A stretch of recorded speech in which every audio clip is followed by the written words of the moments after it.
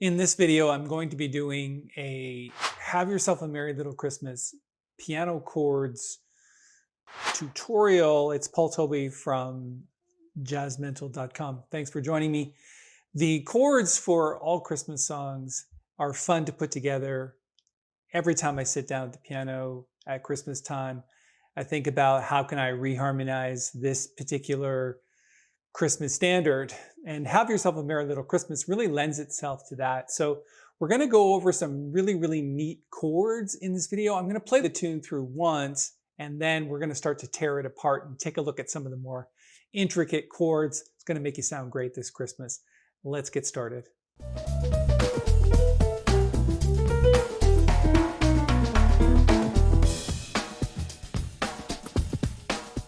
All right, let me play the Have Yourself a Merry Little Christmas tune for you right up front. We're going to play it to a certain point. I'm not going to play the whole thing. And then we're going to come back and start to tear the chords apart. Let's get going.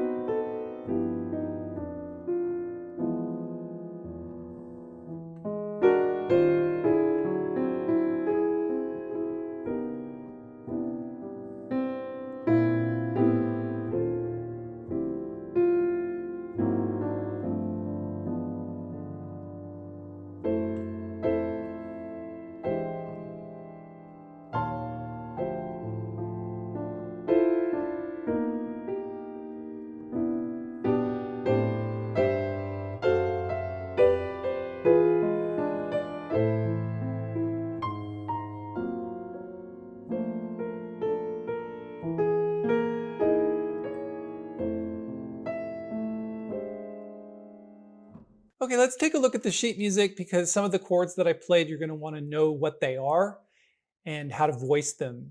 And I'm going to write some of the chords out, not all of them. And what I like to do is focus on little chord progressions so that you can kind of incorporate that into your playing. I think if you try to bite off too much and you try to do entire arrangements, you just end up copying what's written, and that's not the way to learn jazz. So let's just start creating some nice chords and some voicings that we can look at to make it sound better. So we're not going to focus on the A section. We did that in another video. I'm going to put a link to that video at the end, but stick around for this one because some of these chords are neat too. And so the first 4 bars is like the A section. And then what we're going to do now is we're going to focus on the second 4 bars. And the chords that we're going to tackle here start in this little phrase right here. So we're going up from the C at the beginning of these 2 bars.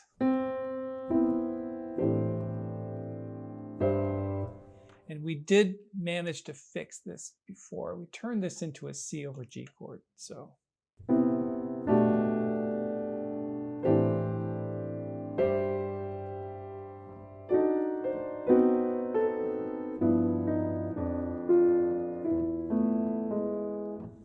okay, so there's a lot of movements in notes during that section. So let's take a look at the first one, which is the E flat diminished over D.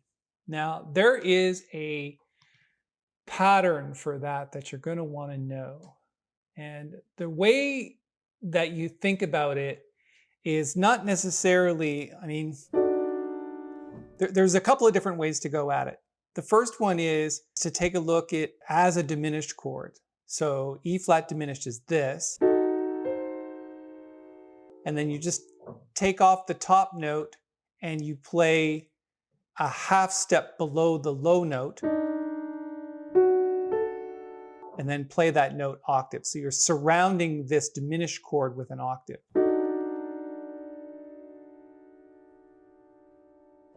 The other way to think of it is like a diminished chord, like this, with a half step, except the top note creates a triad, which is a D triad. So however you want to look at it, that chord is really nice when you make the melody note part of that chord. So the melody note is the octave.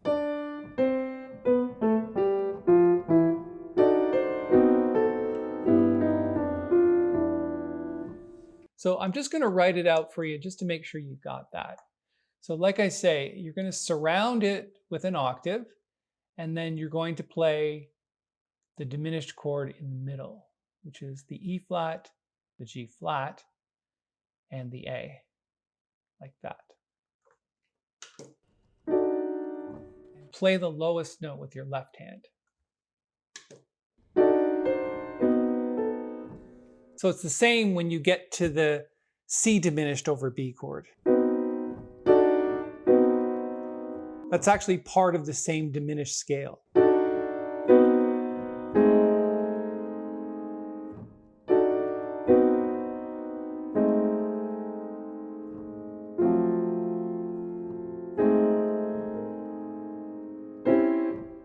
Whoops.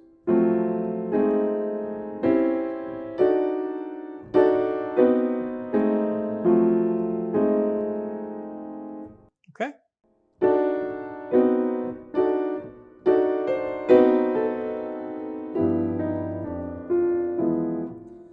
All right, we'll cover that. And then the other thing I wanted to talk about here, because what you're doing is you've got this descending melody, which is just all part of the original key. So the C major scale. It's just right out of the C major scale. So it doesn't sound very interesting if you just play simple chords. So it's nice to throw these really nice, diminished chords in there.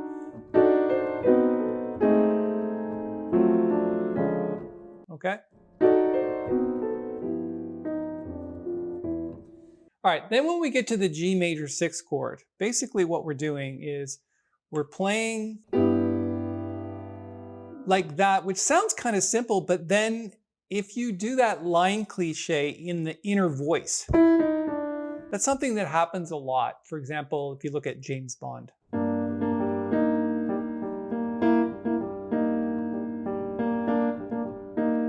You can do the same thing with major as well.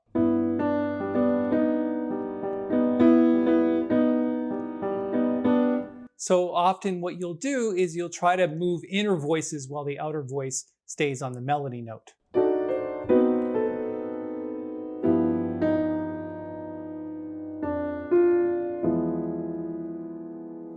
And then what I did down at the bottom was I did the same thing as I did with this chord.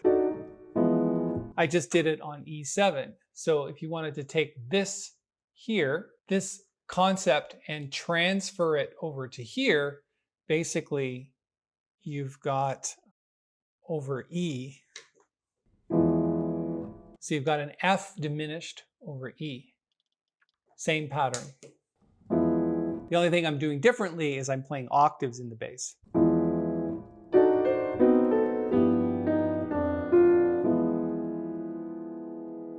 Okay, that's cool.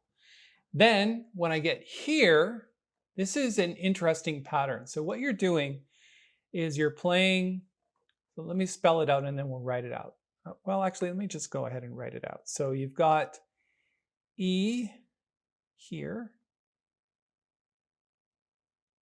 So we've got A flat and then D. So it's just 1, 3, and 7. And in the right hand, you're playing F sharp and B flat, which is F sharp major triad, except without the 13th. So it's just. And then you're moving the bottom note of the right hand down 1, and then the top note goes up 1 to the next chord, which is the F and the C, which is 9 and 13. That's why it's an E flat 7 13 chord. And so the left hand just goes down in half steps. So just drop this a half step to the next one, and then a half step down to D.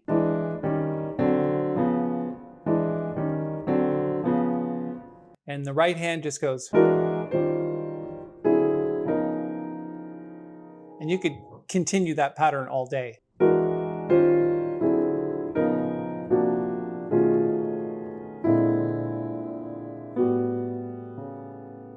Okay?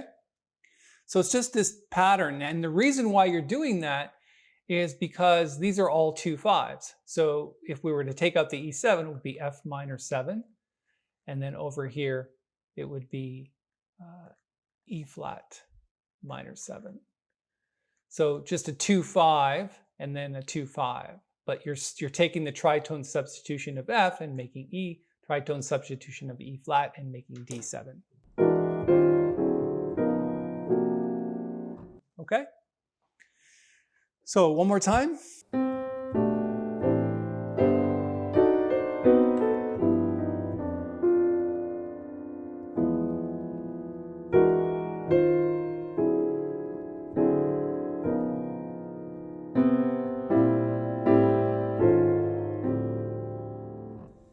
And I hope that's helpful to you. I think it's really interesting to play chords like that. If you have any questions about it and you want to drill down on it a little further, just post it in the comments below and I'll see if I can make a video about that. Thanks so much for your time. I hope you had fun. We'll see you next time.